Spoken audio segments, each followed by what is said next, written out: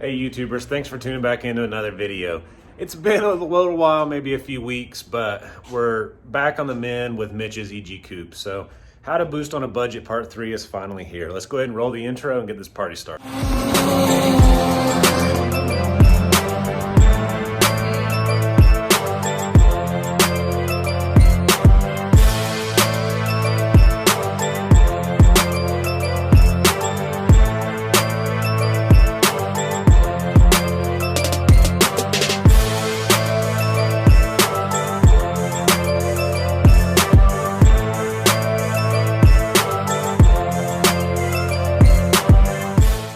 So where did we leave off? So the last time we spoke, the last video, we got the downpipe built, we got the oil pan, the bung welded in, Brandon took care of that.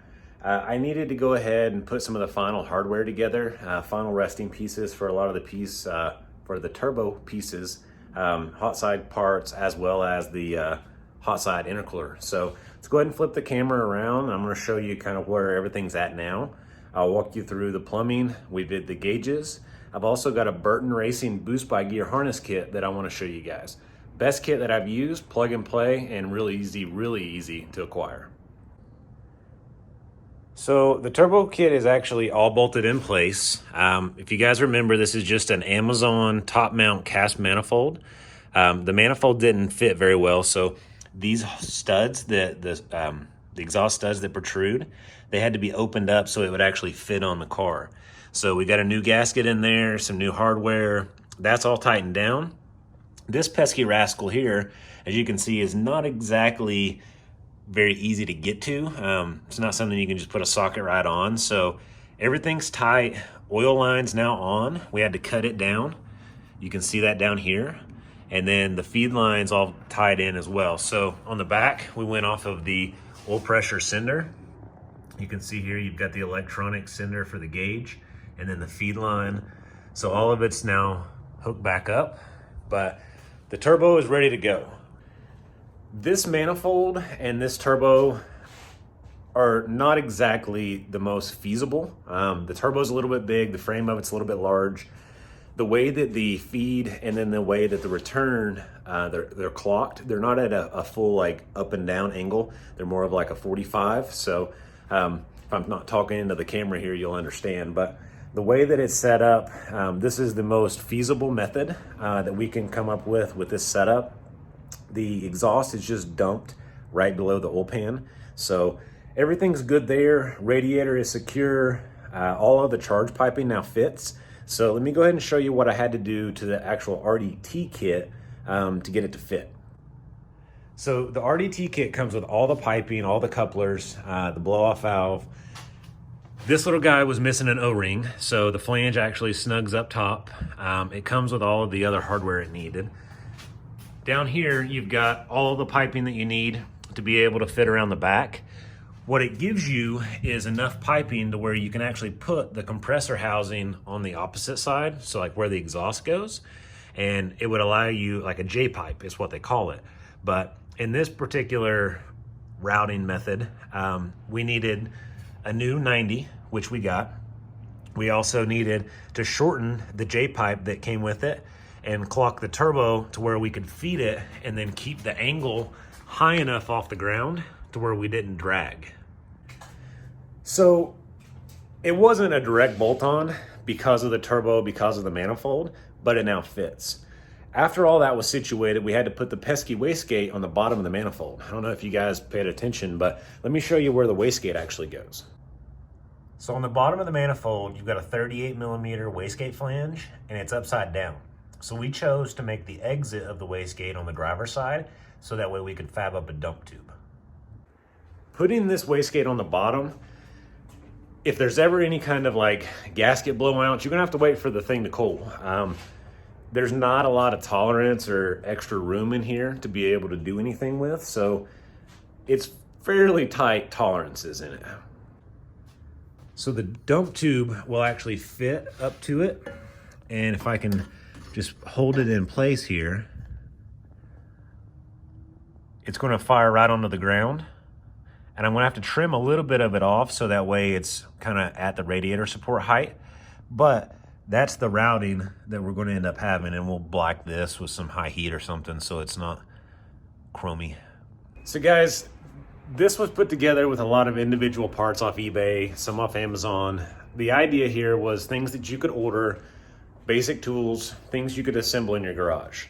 Well, like any other project, you get started and you want a little bit more, you want something a little bit nicer. So same here. We started the project. We weren't planning on doing anything other than the wastegate spring that was inside of the wastegate, and spoke with Mitch. I'm already a huge fan of Burton Racing, so I recommended the Burton Racing Boost by Gear kit. It's 100% plug and play. I'll post the link here in the description below so you know where to go get one. The way that it's set up, it's plug and play. You'll actually have one harness, and I'll flip the camera around here and I'll walk you through it. So this is the harness that comes with the kit. This is the end that plugs into your max solenoid, and I'll show you that here in just a second on the car, but this plugs in under the hood. You'll want to run this from the engine, or from the cabin out to the engine bay, so that way this is the only plug proceeding through the firewall. Otherwise, the other end has a Y. So the Y has your pin for your ECU, and I'll put in the diagram here on where exactly that goes.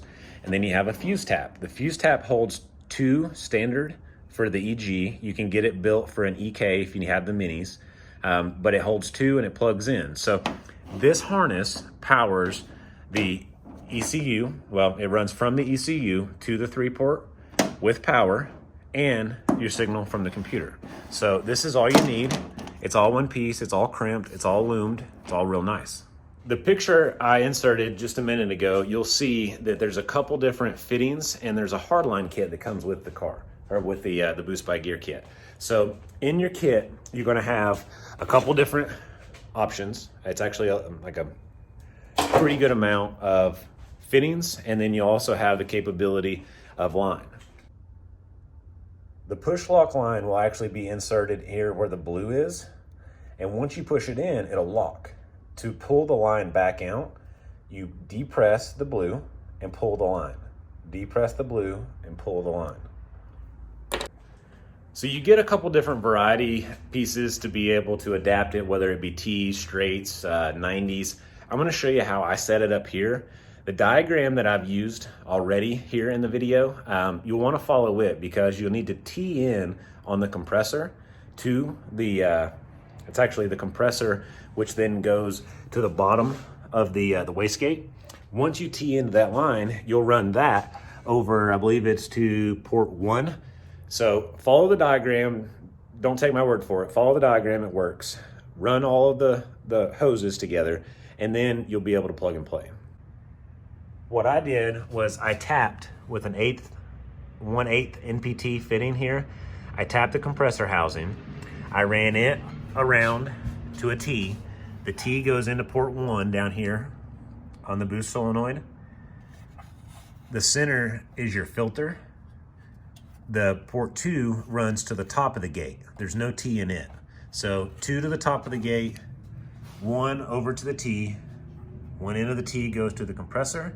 The other end of the T goes down here. Let's see, back in there, goes to the bottom of the wastegate. So what this is actually going to do in the greater scheme of things is it's going to allow Neptune, Hondata, any of the chippable style computer platform software tuning programs to be able to control boost pressure through more or less frequency changes from the ECU. So there's a pin on the ECU that's going to utilize this, or it's going to be utilized for this, and it's all within the software. You can do this on Neptune, which is what we're going to do it on, and it's going to be preset. So we'll have a Boost by Gear option as long as your ECU has the components. So in addition to chipping the computer, you need a few things. Let's get these little guys out of here. So from Xenocron, you need to order the Boost by Gear. It's the actual ECU components. This is required to have the Boost by Gear operational in the computer, in addition to the Burton Racing kit. So boys and girls, Boost by Gear is now, let's say 99% hooked up. We've got to plug the harness in. The gauges inside the car are now hooked up. I'll go ahead and give you a little tour and look-see. The way that it's set up, we've got It's glow shift, and then we've got an AEM Uego. So let's take a look and flip the camera.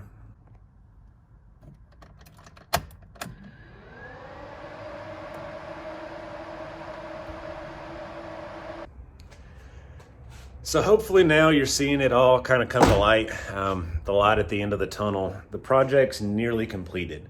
We've got a few things that's going to render the car undrivable, such as the Hunter tuned injectors that we've discussed, chipping the ECU because we won't have a base map.